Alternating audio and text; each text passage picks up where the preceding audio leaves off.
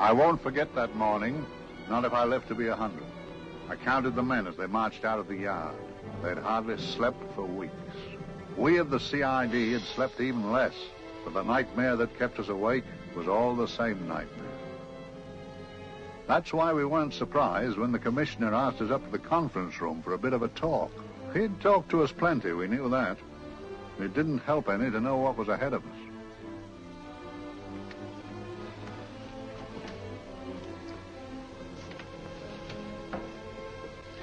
Must we have that window open, Gregson? Oh, shut it if you want to. Chief will be in enough of a temper without having a ruddy blast down the back of his neck.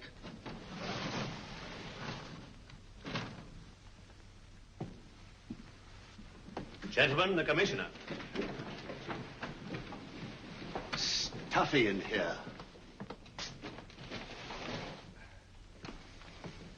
Be seated, won't you? Gentlemen, if you wish to know what able men you are, read any of the works of popular fiction that glamorize your achievements, but don't, I beg of you, read the daily papers. They might give you an inferiority complex. I hate to mention it, but we're confronted with a series of the most atrocious murders since Jack the Ripper. And in the meantime, the CID might as well be playing at shove-halfpenny for all the good we've accomplished. Now look. Here, here, and here. Each of these red flags scattered through the city stands for a woman brutally murdered, a woman's terror, a woman's death agony. These are no ordinary crimes. These are the works of a fiend who kills first and mutilates afterwards.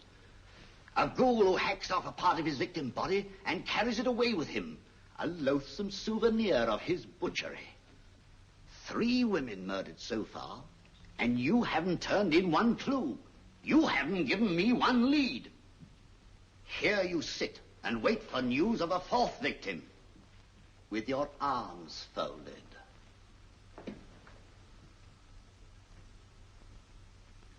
Well, we hadn't long to wait.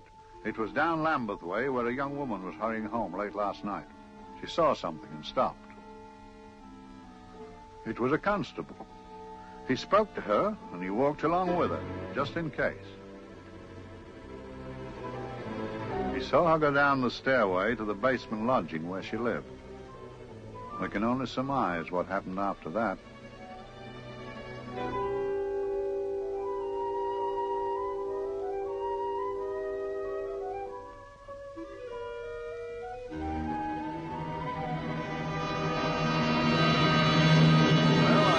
Pride in my pocket and went to see the man who'd so often helped out Inspector Lestrade and myself in the past, Mr. Sherlock Holmes.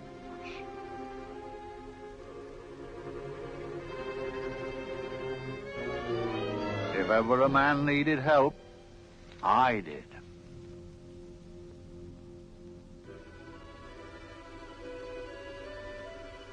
This makes 4, Inspector. 4 defenseless women here in the heart of London. And everyone with the right forefinger hacked off. Not hacked, Inspector Gregson. Cleanly, expertly severed. The work of a skilled surgeon. That's our only clue. Much about the age of my sister's girl. Is there no way of stopping this, Mr. Holmes? Yes. There's a way, somehow. The fiend that did this. I promise. I promise. We've nothing to go on. That's the rotten part of it. We can't get far without knowing the motive. Well, at least we know what the motives were not. It wasn't robbery, nor passion, thanks be, nor yet vengeance. Because they all came of totally unrelated families. Steady, Inspector, steady. Sorry, Mr. Holmes. I don't turn a hair when it's a bloke that can look after himself. A little slip of a thing like that. Yes, it's horrible. Come on, let's get a drink.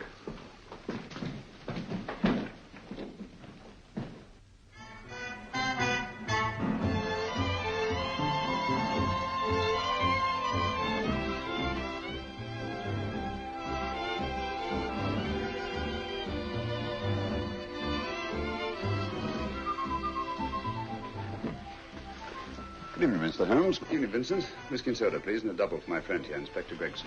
Very good, sir. Make mine Irish. Decent of you to give me a hand with this thing, Mr. Holmes. Always a pleasure to be of help to Scotland Yard, Inspector. Little out of my line.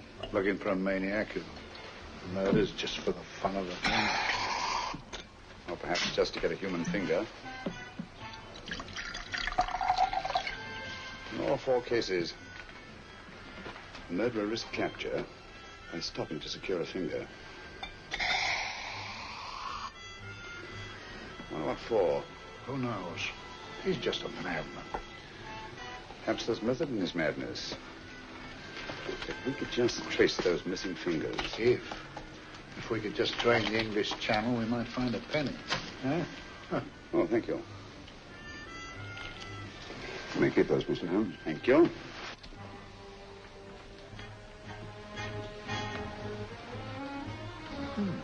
Sir George Fenwick, isn't it? Yes. Is that his daughter with him? Don't be so naive, Inspector.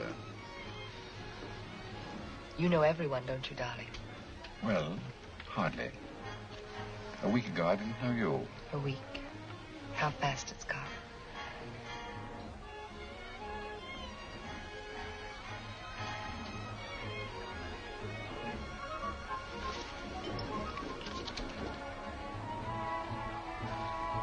I collect these things. How very quaint of you. Shall we go? Yes.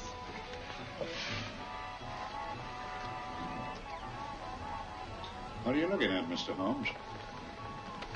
Looking at a very handsome woman. Not drawn to the purple, but giving an excellent imitation.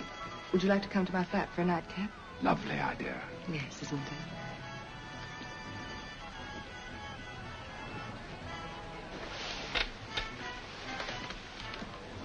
I wonder where she's taking Sir George Fenwick.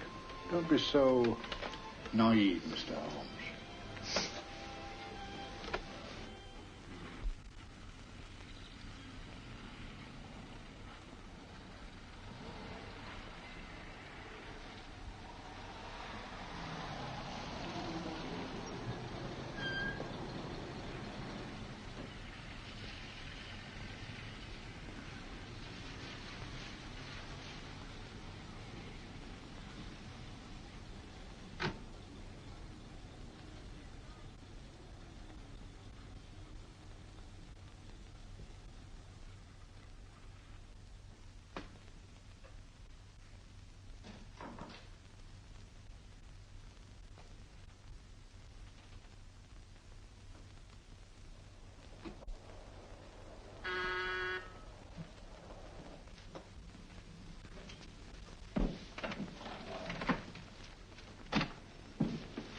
Good evening, Mum. Hello, Grandon. Any messages? No, Mum. Thank you. Drinks, Grandon. One of your nice surprises. Yes, Mum. I say, you don't mean that... Grandon's a marvel, aren't you, Grandon? Yes, Mum. You wouldn't believe the things she can do. Ah, charming place. Delightful. Really? Do you think so? I'm so glad. Do sit down. Do you mind? Do I mind? What a question. I don't mind anything, really. Except not being with you. Now, you really don't want me to believe that, do you? Not too seriously. Good. We're both quite grown up, aren't we? Quite.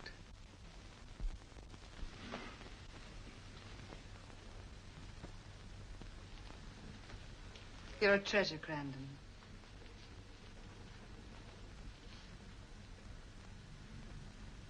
And lower the lights a little as you leave.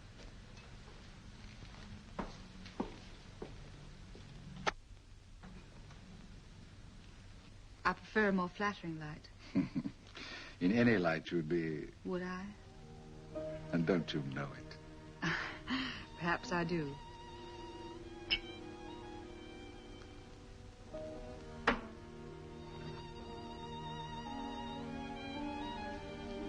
Oh, that priceless woman. You wouldn't believe it, but she's absurdly romantic. She loves dreamy music, and she thinks that we... But we do, don't we? Do we? Well, it's rather soothing, restful. Yes. And we all need rest at times. like tired children who've played too long. You've played with wooden soldiers, I suppose. Funny. Hadn't thought of that for years. Toy boats were my special joy. Anything I could set afloat anywhere. Like this. And this. Toy boats sailing into the Never Never Land. The land of beautiful dreams. Look. Look, odd, isn't it, how the light is reflected? Little specks of light that move and move. Like stars on a slowly moving stream. You know, Holmes, I'm very sensitive to atmosphere. No? Yes, I can tell by the feel of this room there's been a murder committed here. It may interest you to know, my dear fellow, it was the other side of that door at the foot of the stairs that the poor girl was murdered. If only I could find it. Find what? The one thing these unfortunate victims have in common that might give us a motive for these murders. There must be something. Another Jack the Ripper, if you ask me, a homicidal maniac. No, Watson. In the case of Jack the Ripper, there was one thing in common. His victims were all from one walk of life, living in the same section of the city. In this case, the murderer chooses his victims from all walks of life and from different sections of the city. No, my dear fellow, this is not the work of a homicidal maniac. It's something infinitely more sinister. You mean the creeps? What on earth are you talking about? Watson, I'm convinced that these murders are only incidental to some larger and more diabolical scheme. That may be, but why the severed fingers? The answer to that question, my dear fellow, is our only hope of solving these mysteries. Dear sister, I am so happy. I had such a lovely holiday at Brighton with you and Alf. And I'm looking forward to being with you again. Poor little thing. Sort of raises a lump in your throat. I can picture her sitting here happily writing this letter. And I'm not bit realizing that she's shortly going to her death. Hello? Gregson. Oh, there you are, Mr. Holmes. I've been looking for you everywhere. What's happened? Murder in Edgware Road, not half an hour ago. Woman? Yes. And the right forefinger cut off clean.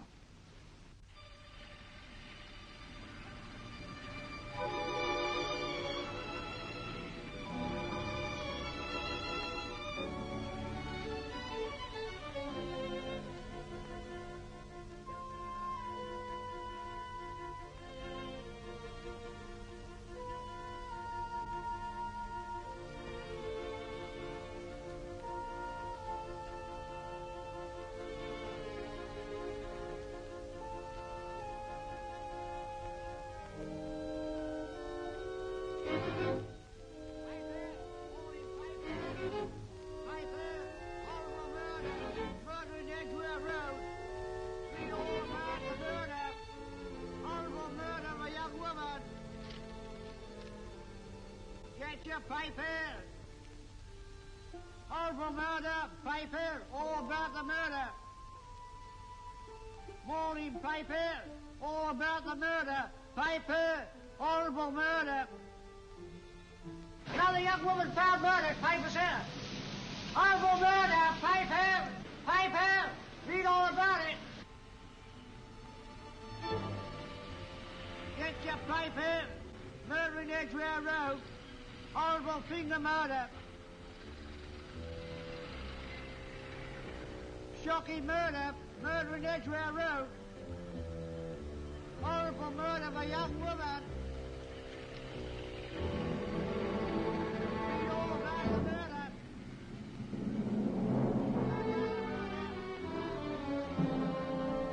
Only fancy, Mum. There's been another of those horrible murders. Dear, dear, how shocking.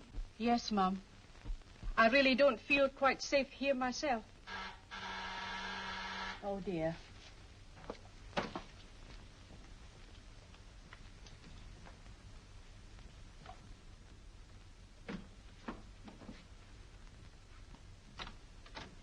Why, Sir George! I must see Miss Marlowe at once. I don't know if she... I must see her. Where is she?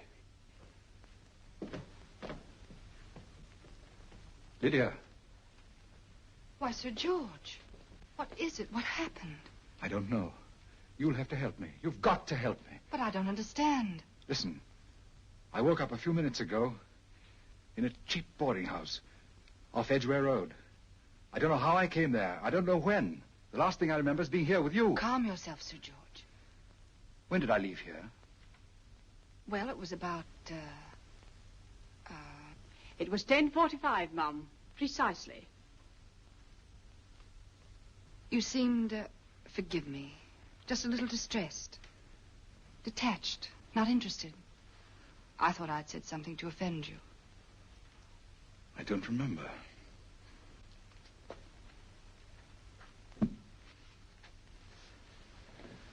I can't remember. Tell me, has this happened to you before? Before? Well, there is such a thing as amnesia, you know. If it was 10:45 when I left you, it was 9 this morning when I woke. Over 10 hours lost. 10 hours that I can't account for. And in my pocket when I woke, I found... Here in my pocket. That isn't... Oh, it's not for you, of course. It can't be. Excuse me, Mum, but there's a man asking to see the gentleman. Send him away. Yes, Mum. No, please. I'll see him.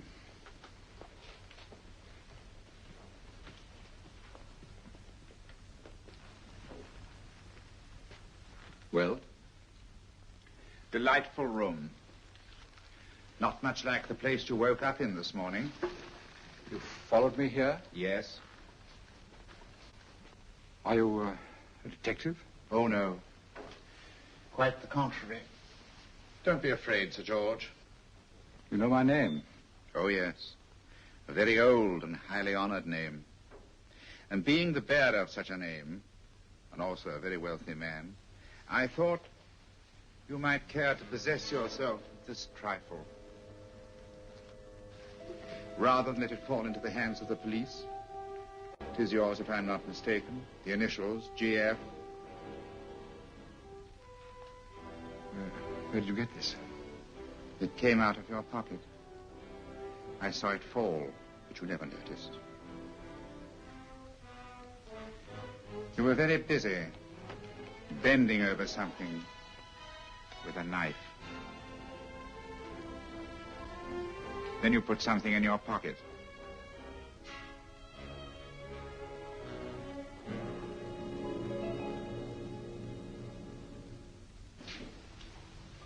Come along, Holmes, come along, come along. How many more talismans, I tell you? You're missing a treat. This is delicious. Little jam tarts to follow. Aren't you tempted? You and your flesh pots. They tell me that fish is good for the brains. Brains haven't any. You realize that a whole day and a night have gone by since that bestial affair in Edgware Road? I'm as much in the dark as ever.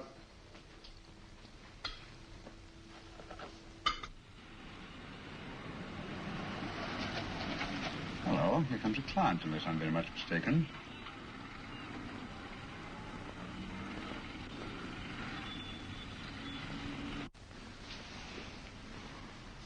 Oh, attractive. Very attractive.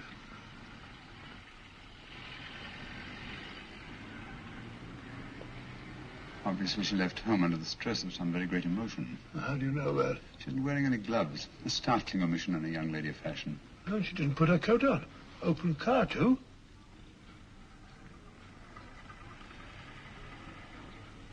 Furthermore, there's something in that bag she wants to show me. What makes you say that? The bag doesn't match her dress, indicating it was picked for size rather than style, to accommodate some bulky object. You amaze me, Holmes. Elementary, my dear fellow.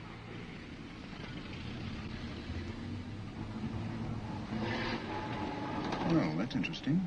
What is? That cab, tailing at the empty house. I wonder why he followed her here. Oh, wouldn't you? Quite possibly with glasses.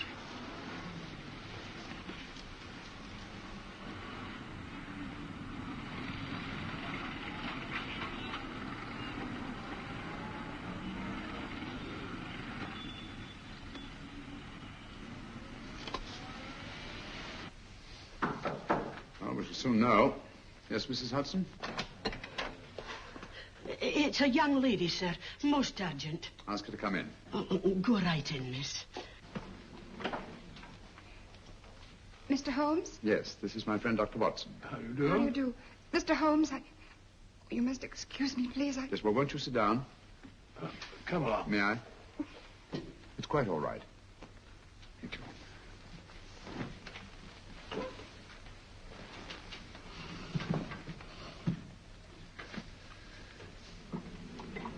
Now, try to control yourself, Miss Fenwick. You're with friends. You know my name? No magic, I assure you. I've often seen your picture. You're the daughter of Sir George Fenwick, aren't you? Yes. It's about my father that What about your father, Miss Fenwick? Oh, I don't know what to do. He's always been the nicest, dearest person. Only since Mother died. Yes, but we know. So I didn't think anything of it when he was away all night before last. But he didn't come home until yesterday at tea time. He didn't come in for dinner at all.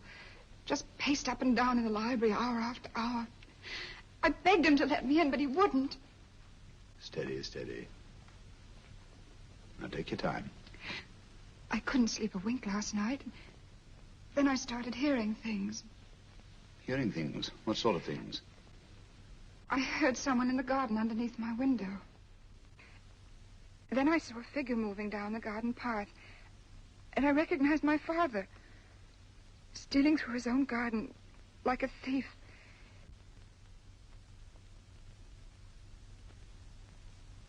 He had a spade in his hand, and he stopped by the greenhouse where he started to dig. This morning, at daybreak, I stole out into the garden and found this.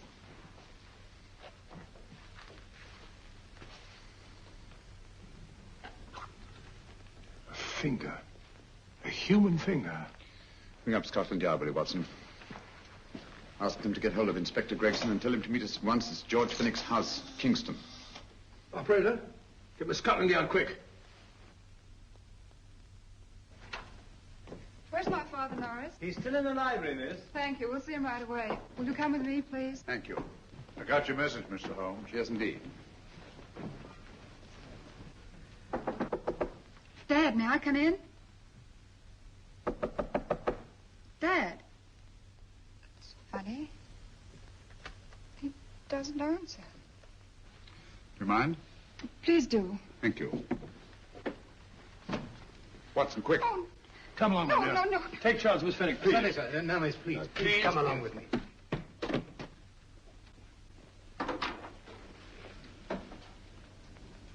Dead? Yes. What do you make of it, Doctor? Shot in the back, between the second and third ribs. The bullet undoubtedly had penetrated the heart. Look at the powder marks on his coat. I was afraid of this. What do you mean? Don't you remember the man in the cab who followed Miss Fenwick to Baker Street? Well, you don't think he had anything to do with it, do you? I think it's reasonable to assume that he tipped off someone that I'd been sent for.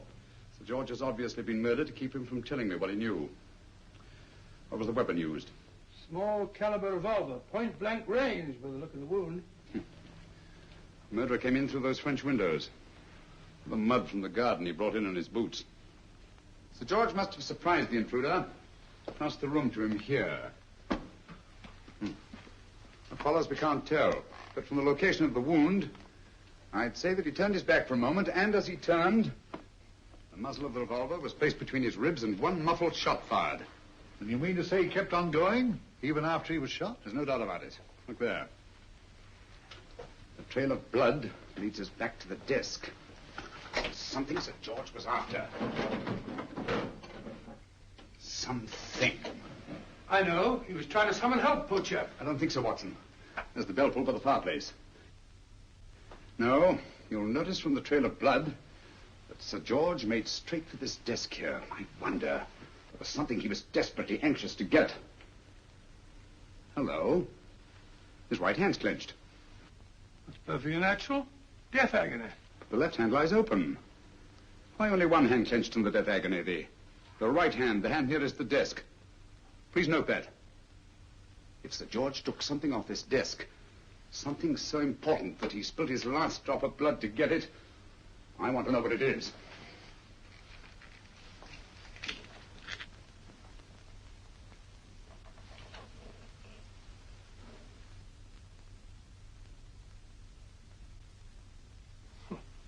Nothing but an ordinary match folder. Where does that lead us? I imagine to something very important, Gregson. This match folder's from Pembroke House. Why shouldn't it be? He was there, you know. We saw him yesterday. Yes, but the effort he made after he was shot to get hold of this match folder. It's just possible he wanted someone to remember Pembroke House. He may have wished to recall it to someone who saw him there. Someone who, like ourselves, saw him with a woman.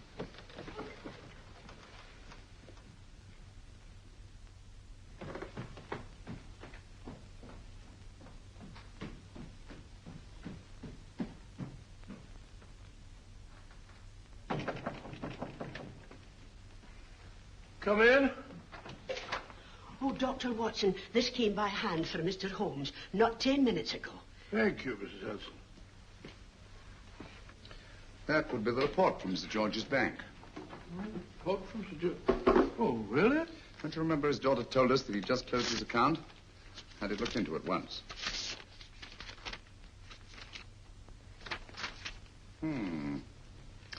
He drew out his entire balance in cash, nearly £10,000, yesterday, just after that young woman was murdered. What does that suggest to you, Watson? That he paid it out to someone. Precisely. I smell the faint, sweet odor of blackmail. You don't think he paid it out to someone who saw him murder the McLean woman? Sir George never murdered anyone. But he did have that woman's finger, and he empty did have and pay out a lot of cash. That's the terrifying part about blackmail, Watson. The victim is afraid to fight the accusation, no matter how false. Once the accusation is made, his name is smeared, and sometimes his life is ruined. Well, Sir George didn't commit these murders. What fiend did? I rather think they're not the work of any one man. Oh, come, Holmes.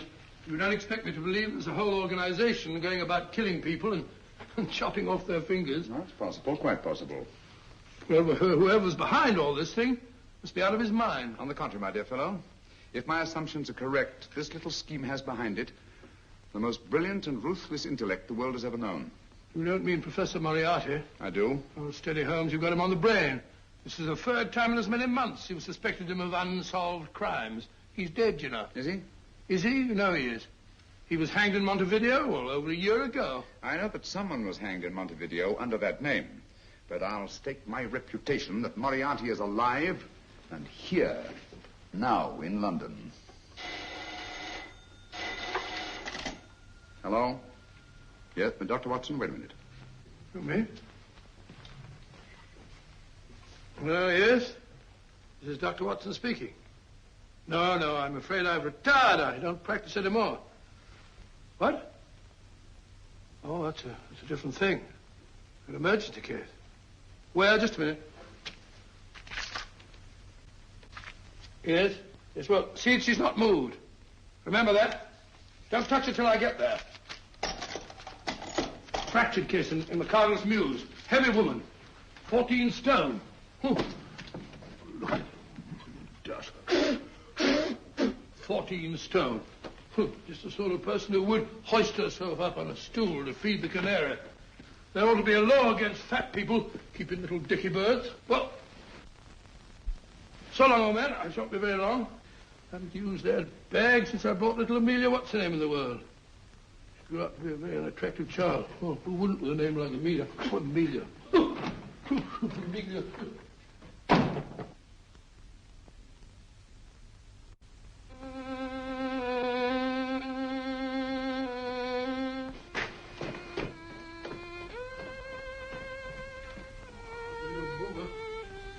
People so stupid about accidents.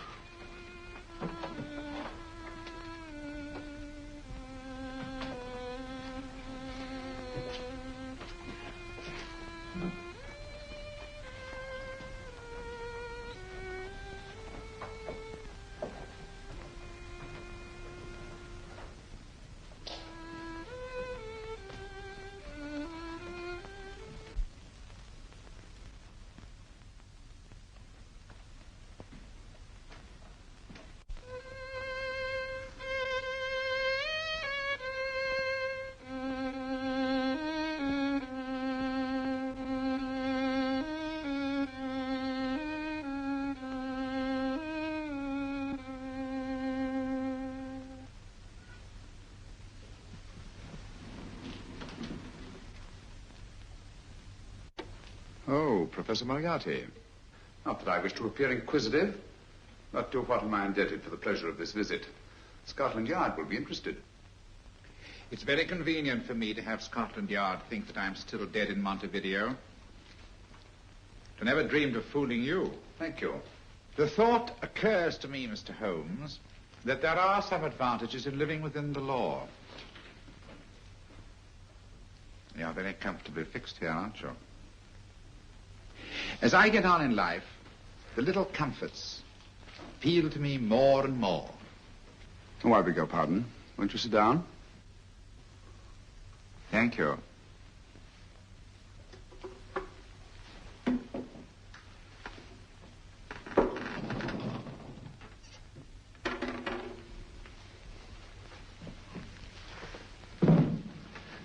And now, Professor Moriarty, what can I do for you? Everything that I have to say to you has already crossed your mind.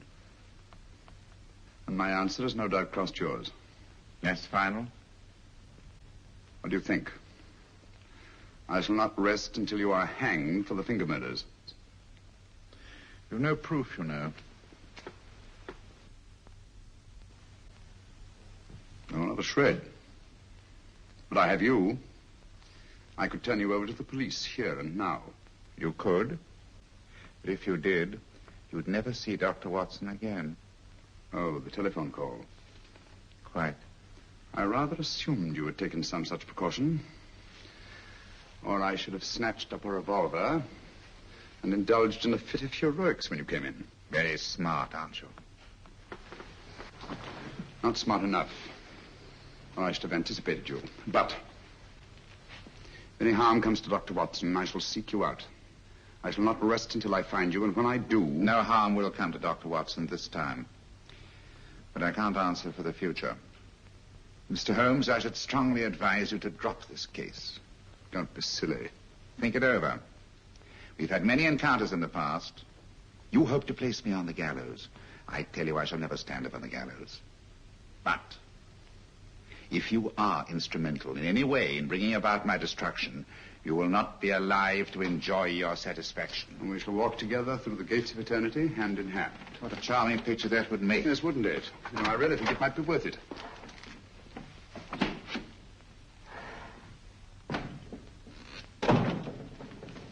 Shoelaces, Governor? Tuppence a pair. And strong enough to hang yourself. How many more times must I tell you I don't want your filthy shoelaces or your company? Shoelaces, Governor? Nasty impertinence. Run along, my good man, or I'll give you in charge. Shoelaces, Governor? Shoelaces, Governor? Help a poor bloke. What's only got one arm? Any luck with Mr. Holmes? You can read his obituary in tomorrow's papers.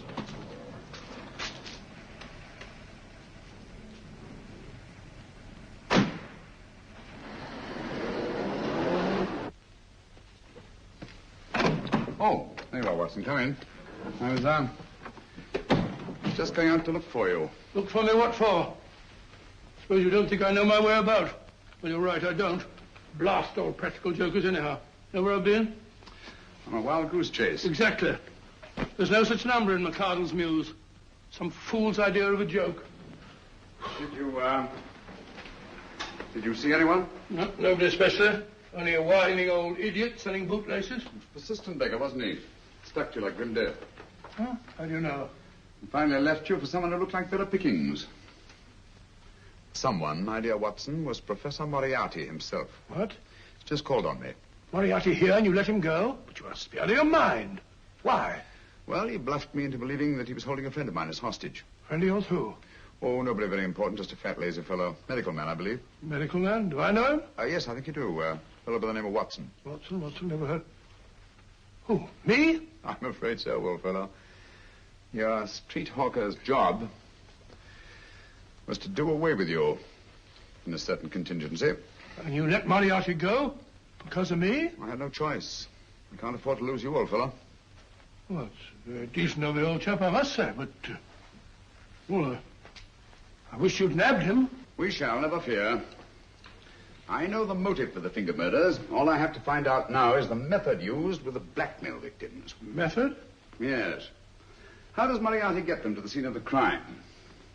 How does he plant those severed fingers on them? And how does he scare them into believing that they may have committed those atrocious murders themselves? Curious.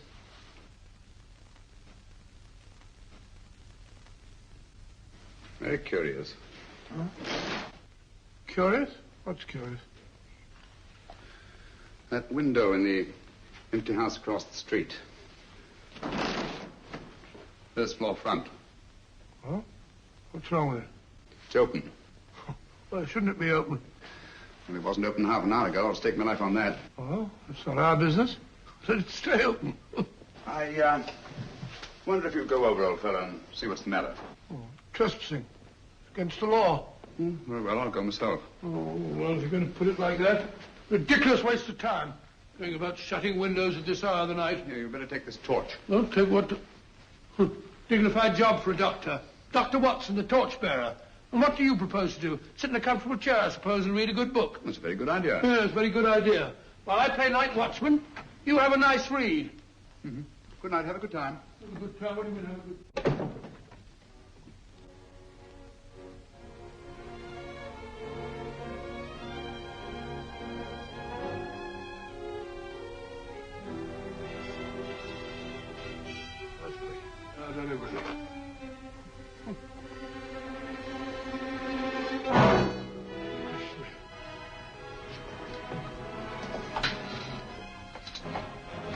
For? Oh, umbrella stand. Pretty little thing to keep about the house. Must have been a pet.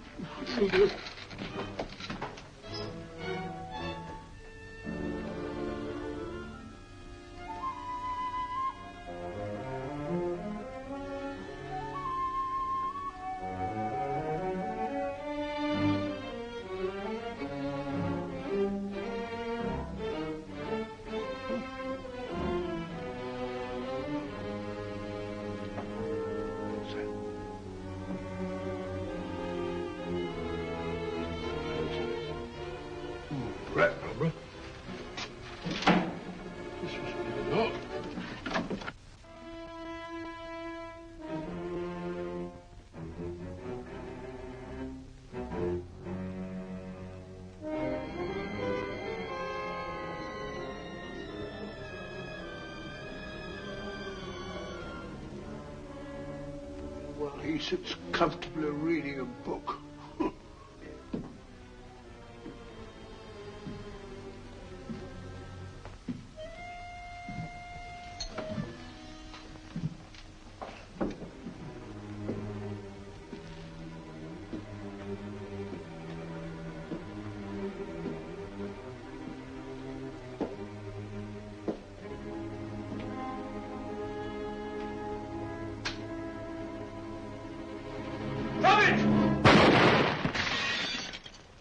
He killed Holmes! He killed Sherlock! Watson. You?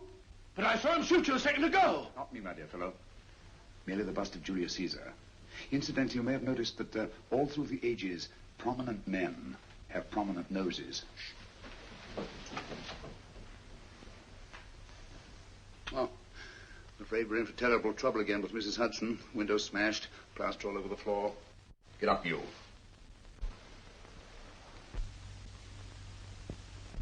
Corporal Williams, Middlesex Regiment. Discharged from the army as physically unfit. Papers seem in order.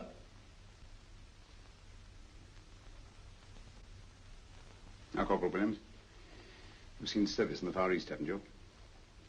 The East? I thought so. Look at his complexion, Watson. Yellow as saffron. He's been taking atabrine. Cure for malaria. Sniper, aren't you? Sniper. Why did you try to kill me? I had to kill him. I had to. Oh, snap out of it. Stop it, Watson. He's shamming. No, he isn't. Who told you to kill me? She told me. She told you? She told me I couldn't miss. Well, luckily you did miss, you murderer. He isn't a murderer, Watson. Listen, Corporal Williams. She told you you had to do it, didn't she? I had to do it. I've got it, Watson, I've got it. Got what? The method used in the finger murders. Well, what is it? Hypnotism, my dear fellow, hypnotism. And it wasn't against his nature, that's the devilish part of it. They picked a man for their purpose whose job was sniping. Who are they? Professor Moriarty and his finger murderers. Williams spoke of a woman. I think you'll find that she asked him home tonight for a drink. Nice quiet rooms, soft lights, music. You got it all pat, Mr. Holmes. What's the lady look like? Oh, up 30, nice figure, blonde, lustrous eyes. Oh, really? Got a phone number? Oh, so? Williams will give us her address. Look after him, Gregson. Don't let anyone come near him. He's our key witness in the finger murders. Well, I hope you're guessing right, Mr. Holmes. Get up, Williams. Now, go with Inspector Gregson anywhere he tells you. Come on. Yeah. Ring me as soon as he comes to himself, will you? I will. Good night, gentlemen. Good night. Well, if you believe that fellow Williams was hypnotized, I suppose you think Sir George Fenwick was hypnotized, too. Yes, I'm quite sure of it. Have a cup of tea? Thanks, old boy. Nothing to eat. But why didn't these people make Sir George do the murder himself? Because they didn't want to get him hanged. They wanted to blackmail him. Well, who do you think the actual murderer is? One of Moriarty's gang. A diabolically simple technique. Kill a woman. Yes. But why cut off the fingers? My dear fellow, don't you understand? The severed finger is what links the blackmail victim to the murder. He wakes, finds the grisly thing in his pocket. He doesn't know how it got there. He's no idea that he's been hypnotized. For all he knows, he may have committed the atrocious crime during some dreadful lapse of sanity. In that state, when he's utterly demoralized, the blackmailers take over. Is that it? Undoubtedly. You see, they swear that they saw him commit the murder. And, being human, the victim will pay anything rather than stand trial on a charge that will make his very name loathsome. Oh, it all fits in if you believe in hypnotism. Yeah. The only possible explanation. You think the hypnotist is that woman with the blonde hair, the lustrous eyes, the woman you invented? I didn't invent her. I saw her. What on earth are you talking about? That woman, my dear Watson, was with Sir George when he left Pembroke House. I saw her there. I shall see her again, and Williams will lead me to her. That's why it's so important to keep him safe. He will identify her.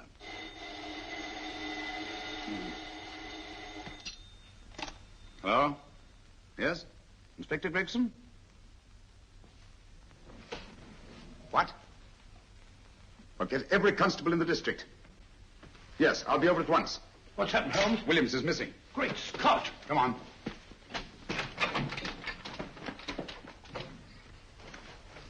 Lorry crashed into Gregson's car. During the confusion, Williams disappeared.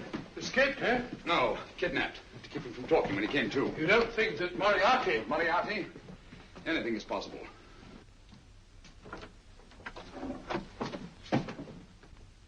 Williams! Dead. You see? Anything is possible.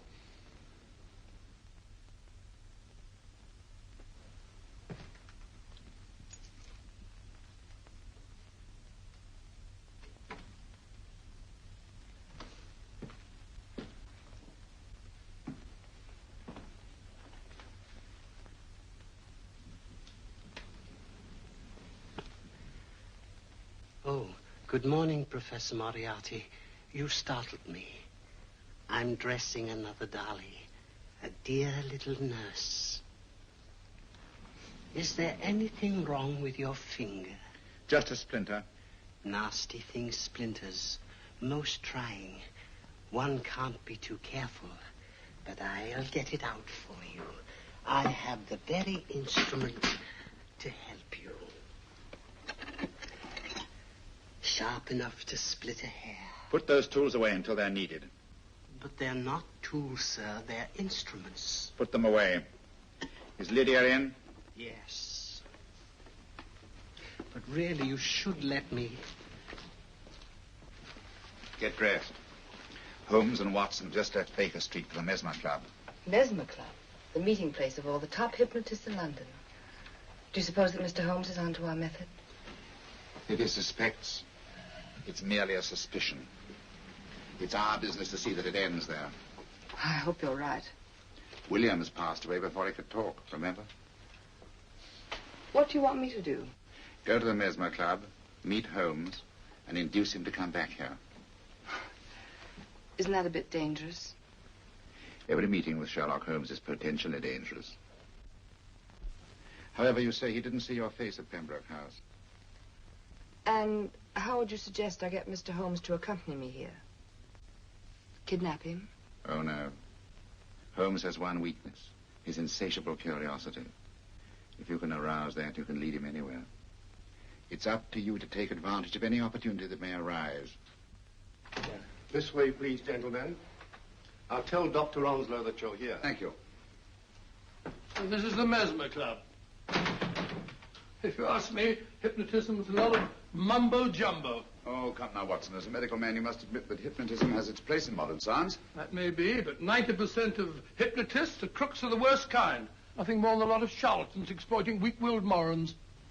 Ah, Dr. Onslow, I believe. Happy to meet you, Mr. Holmes. Your brother Mycroft suggested I might be of help to you. He's a valued member of our little group of charlatans and crooks. Oh, beg your pardon, sir. I didn't know you were listening. Behind the curtain. My friend, Dr. Watson. Oh, delighted. Oh, do you? I wonder now. You see, we're in the midst of a little experimental session at this very moment. If you'd care to join us. Oh, certainly. That'd be very instructive. Oh, well, will you follow me? Thank you. In treating his patients. But today, the therapeutic value of hypnotism, as we now call it, is conceded by innumerable physicians. Especially is of value in surgical cases where the administration of local or of general anesthetic is inadvisable. Inadvisable poppycock. For the sake of latecomers, I may say that I have placed this subject under profound hypnosis. In this condition, he can feel no pain, even under applications which normally would be excruciating. Excruciating? You excuse me, please. Carter, you are having a peaceful sleep. You feel nothing. Your arms and your hands are without sensation. Mowbray, the long needle.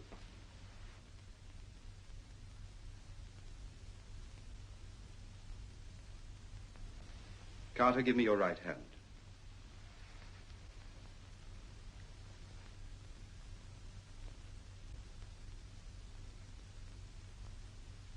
As you observe, the needle has been thrust completely through the subject's hand. No feeling, no pain.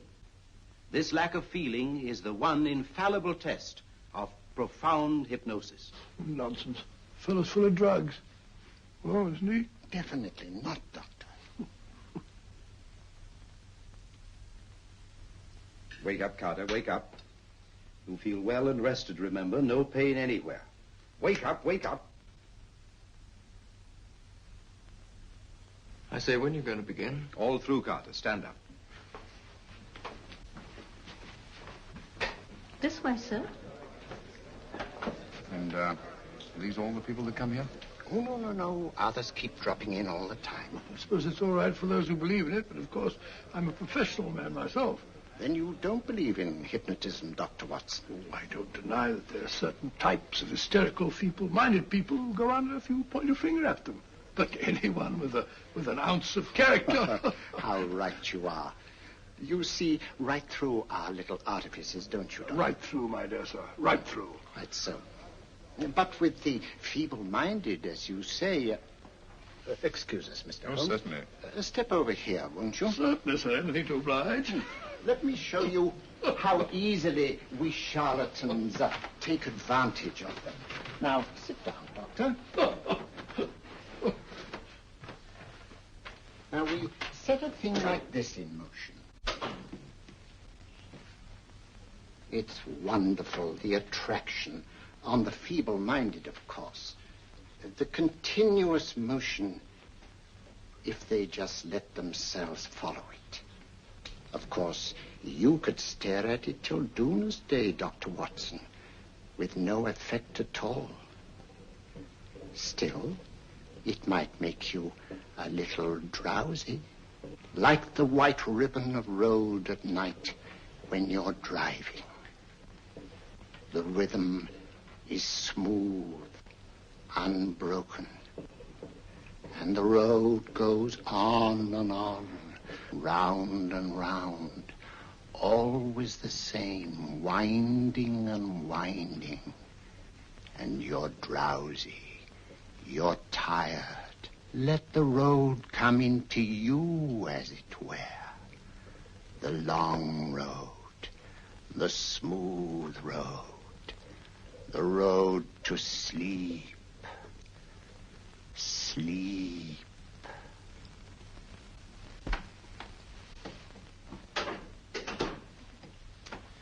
Open your eyes. Stand up. Turn around. And now, Dr. Watson, you're on a holiday in Scotland. The country is amazingly beautiful. We're coming to a stream. It isn't deep. Better take your shoes and socks off.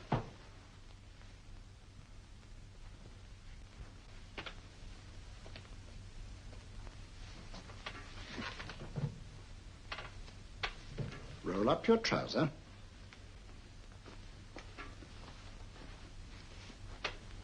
That will do. The other leg is waterproof. Turn around.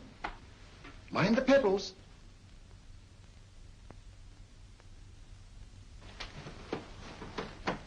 Sit down.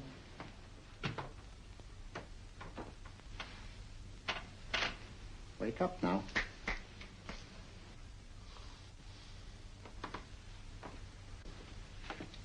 There, I see. What I tell you, it didn't work with me. Why, nobody with an ounce of character.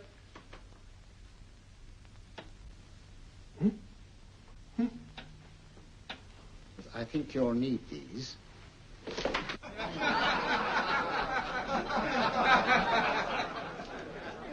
Something to laugh at? Watson, she's here. Oh, the woman you're looking for? Yes, I'm going to meet her. Perhaps I can induce her to take me to Moriarty. Do you think it's wise, Holmes? It may not be wise, but it's essential. After all, I've held me on with Moriarty in the past. But isn't it dangerous? She might be a hypnotist. My will isn't stronger than hers. I deserve to be hypnotized.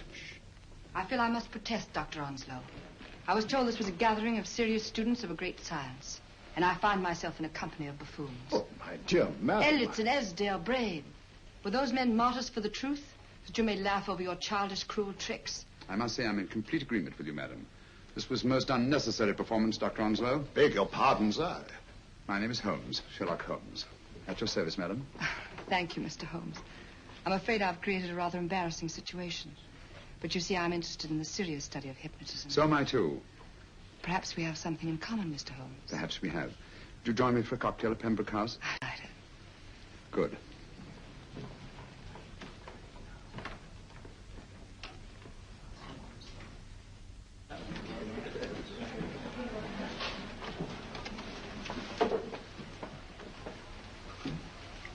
Thank you.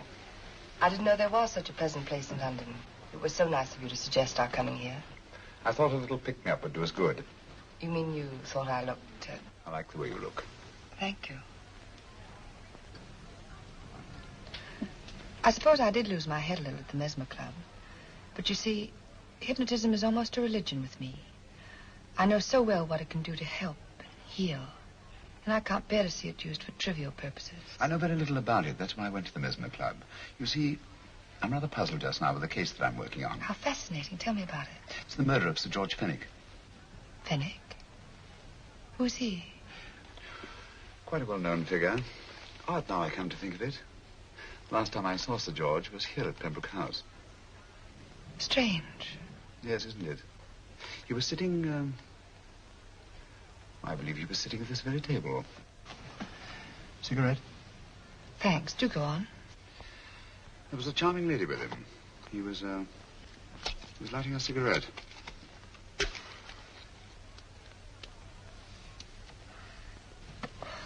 Charming.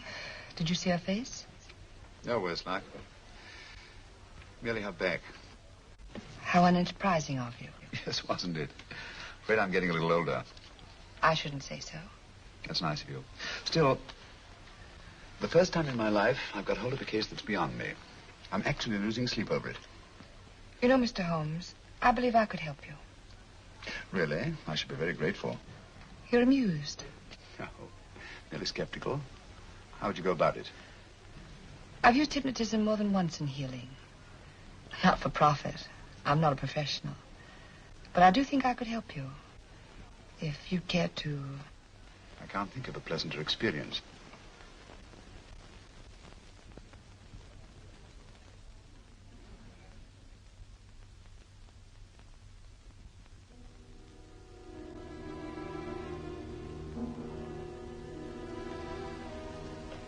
Low lights, music, is that all there is to it? You must relax, Mr. Holmes. I'm afraid you're a rather difficult subject. So I thought perhaps a little help. Materia medica might be advisable. Drugs?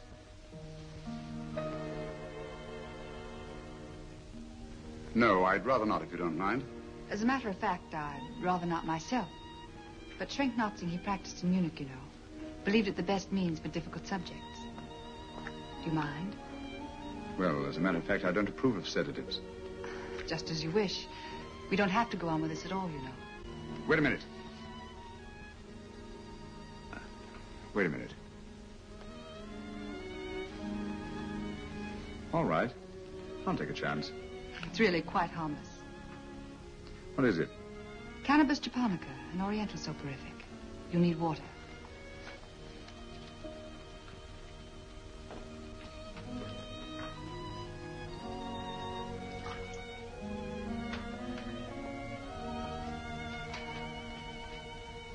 Thank you. Now sit down, Mr.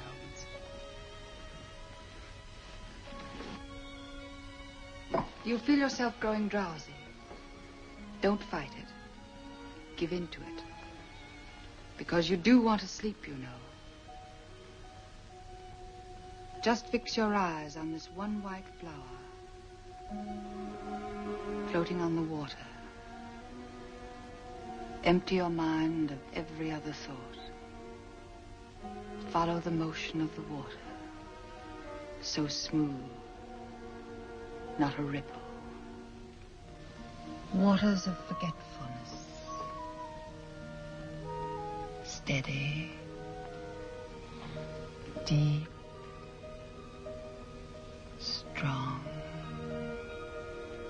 Strange, isn't it? How the light is reflected. Little specks of light that move and move.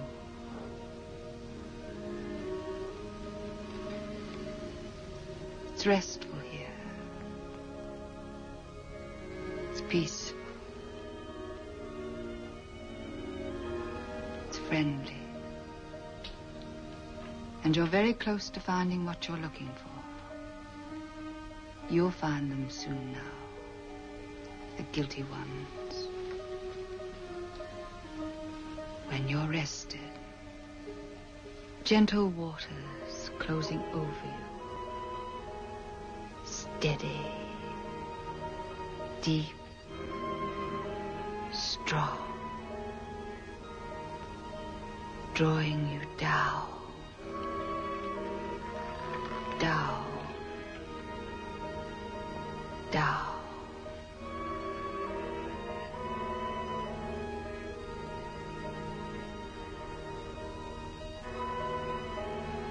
Sleep. Sleep. Sleep.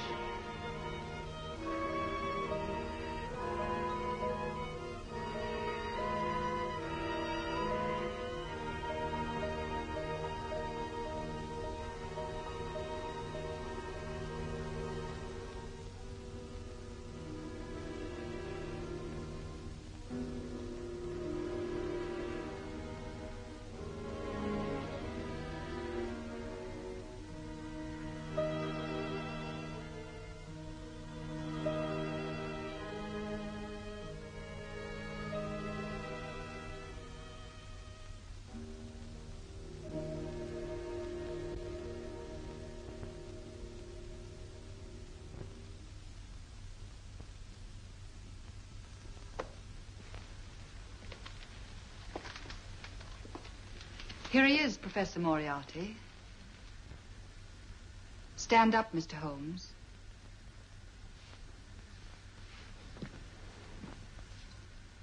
Open your eyes. Face this way. Are you satisfied? We are dealing with a clever man. He may be shamming. There's just one infallible test for profound hypnosis. You ready, Dr. Simnel?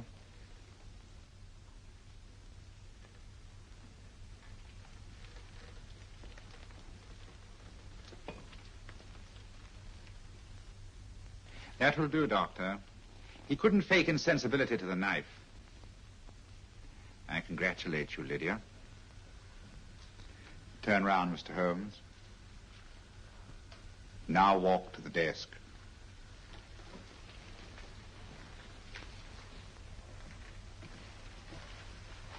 Sit down. Take that pen and write what I tell you to write. I have at last found a case which I cannot solve.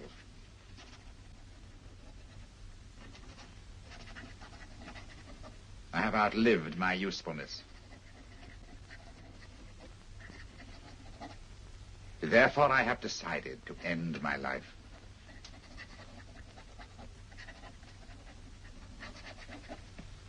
Sign your name. Now blot it.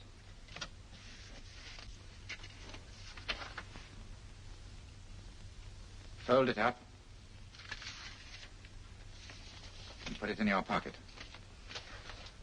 Come, Mr. Sherlock Holmes.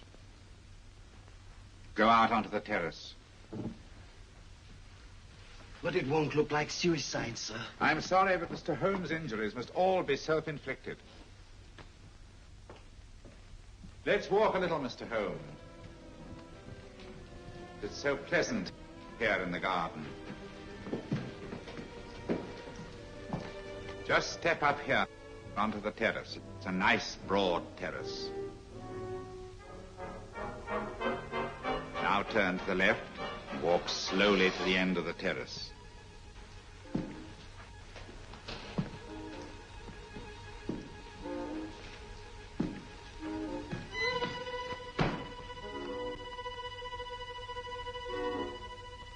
Don't stop. You must walk to the end, you know.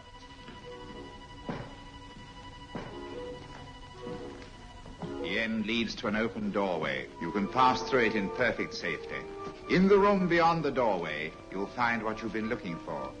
Must you drag this on? This is the moment I've been anticipating for a long time, my dear.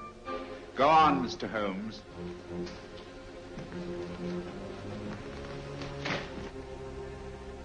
Through the open doorway, you will find the man responsible for the finger murders and the death of Sir George Fenwick. Professor Moriarty. Holmes! Stand still. What a beautiful view, Watson. I'm quite enjoying it. No, you're not. You're hypnotized. You're under a spell. Stand still. Don't move. Steady, Holmes. Steady does it. Stand perfectly still where you are. Nonsense, Watson. You don't know what you're doing. Of course I know what I'm doing. You mean you're not hypnotized? Certainly not. Then get off the wall, you idiot. Oh, look out! Holmes! Oh, Dear fellow. What were you doing up there? Holding the fort until you arrived. What kept you? Well, I ran into a spot of trouble on my way to Scotland Yard. I was arrested for exceeding the speed limit. Your luck seems to hold, Mr. Holmes. Well, I'd hardly call it luck, Professor. You see, I substituted a drug of my own for the one that this dear lady pressed on me. You are clever, aren't you?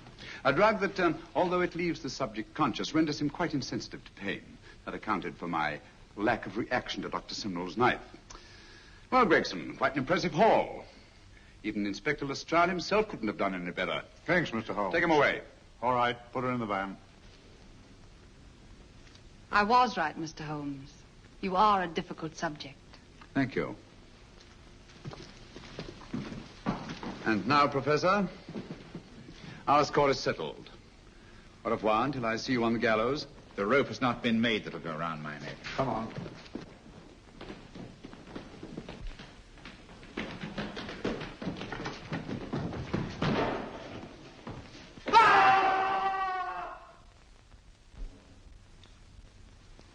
I'll take care of things, Mr. Holmes. Thank you, Inspector. Come on. An evil man, Holmes, but what a horrible death. Better than he deserved. What are you thinking of? I'm thinking of all the women who can come and go in safety in the streets of London tonight. The stars keep watch in their heavens. And in our own little way, we too, old friend, are privileged to watch over our city.